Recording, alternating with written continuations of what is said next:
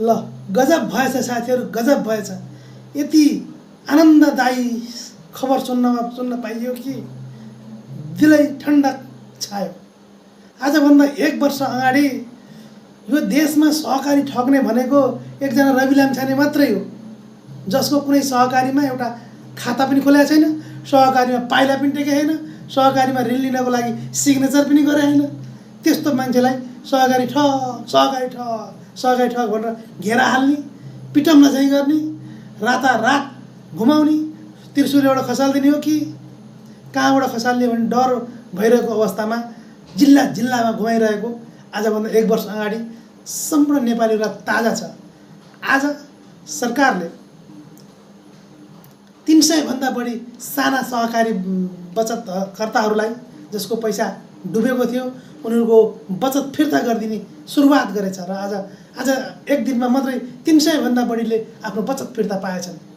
ल हेर्नु साथीहरू, असली सहकारी ठग को रहेछन् यहाँबाट लाग्ला। फेरि त्यो सहकारी बचतकर्ताको बचत फिर्ता गरिदिएको राज्यको ढुकुटीबाट, राज्य कोषबाट फिर्ता भएको हो भन्ने सोच्नु होला। त्यसो होइन साथीहरू, उहाँहरूको बचत फिर्ता त्यसै सञ्चालक समितिका जसले ऋण लगानी गरेको थियो, जसले चाहिँ नि ऋण दिएको थियो, जो सञ्चालक समिति थिए, तिनीहरू सहकारी सञ्चालनकर्ता थिए, उनीहरूको जायज यथाबाट असुल उपर गरी 300 जना भन्दा बढीले रकम फिर्ता पाइसकेछन् साथीहरू।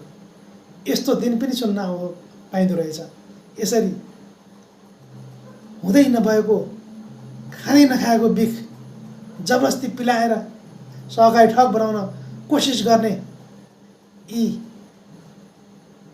दुष्टहरूलाई बल्ल थाहा पाउनेछन् सहकारी ठग को रहेछ, पैसा फिर्ता कसले पाउने रहेछ र कसरी पाउने रहेछन्। सहकारीका सञ्चालकहरूको जायज यथा बेचेर भए पनि सहकारीमा पैसा फसेका मान्छेहरूले पैसा फिर्ता पाउनुपर्छ।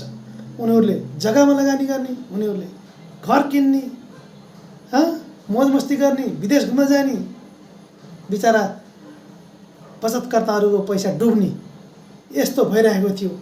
उनीहरू एउटा कुनै पार्टीमा सदस्यता लिएको भरमा उन्मुक्ति पाउने, आजै पक्रने, आजै फैसला गर्ने, आजै छुट्ने र पैसा पनि खाने र हो यो अब सही हुने छैन। आजदेखि अब क्रमिक रूपमा सरकारले सम्पूर्ण बचतकर्ताहरूको बचत फिर्ता गर्ने अभियान स्वरूप जुन चुनावमा गरेको वाचा अनुसार आजबाट सुरु भएको कुरा सुन्न पाउँदा धेरै खुसी लागेको साथीहरू। यो विषयमा साथीहरूको के छ राय कमेन्ट गरेर बताउनु होला। हस् त, धन्यवाद।